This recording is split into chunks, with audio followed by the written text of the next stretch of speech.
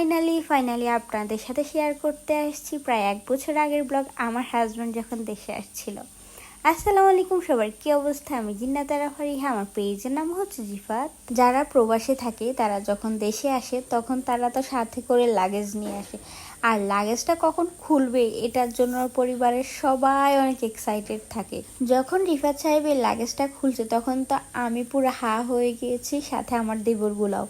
কারণ এত এত চকলেট, এক লাগেজ ভর্তি চকলেট দেখে কার না ভালো লাগবে। আপনাদের কার কোন চকলেটটা পছন্দ অবশ্যই কমেন্ট করে জানাবেন। এইখানের মধ্যে আর কি, এখানে আমার সবচেয়ে বেশি পছন্দ হচ্ছে এই কিটক্যাটগুলো, সাউথ আফ্রিকার এই কিটক্যাটগুলো অনেক অনেক মজা। এখন আমার এই ভিডিওটা দেখে বলবেন যে আপু আমাদেরকে তো চকলেট খাওয়ার নাই, একা একা সব খেয়ে ফেলছেন। আসলে আমার ভাগে কতগুলো চকলেট পড়ছে আপনারা ভিডিও শেষে দেখতে পাবেন। আপনারা হয়তো বলতে পারেন যে স্বামী বিদেশ থাকলে কি ভালো অনেক অনেক রকমের চকলেট খাওয়া যায়, এরকম কিছুই না। আমি চকলেট অনেক অনেক বেশি পছন্দ করি, যার কারণে ছোটবেলা থেকে আমার আব্বু আমার ভাইয়েরা আমাকে হাজার হাজার রকমের চকলেট খাওয়াইছে। চকলেটের প্রতি আমার অনেক ফ্যাসিনেশন কাজ করে। যখন ক্যাডবেরি ডেয়ারি মিল্কের নতুন নতুন চকলেট লঞ্চ হতো আমার বড় ভাই আমার জন্য আনতো, সেটা যত দামি হোক। আমার প্রিয় চকলেটের তালিকায় আছে রাফেলো, ফেরারো রোচার, আরো কয়েকটা আছে যেগুলোর নাম আমার মুখে দিয়ে আসতেছে না।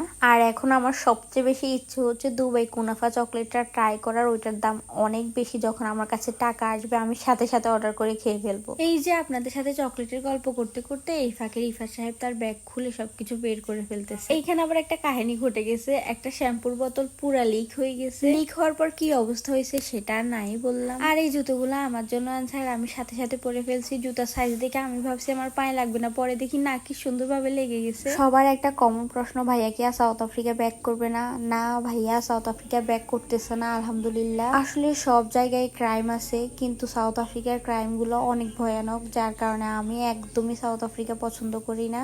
এখন আপনাদের সাথে শেয়ার করব রিফাত সাহেব আমার জন্য কি কি নিয়ে আসছে। আমি কি পরিমাণে অলস হতে পারি আপনারা আমার এই ব্লগটা দেখে বুঝতেছেন। 1 বছর পর এডিট করতেছি, 1 বছর প্লাস।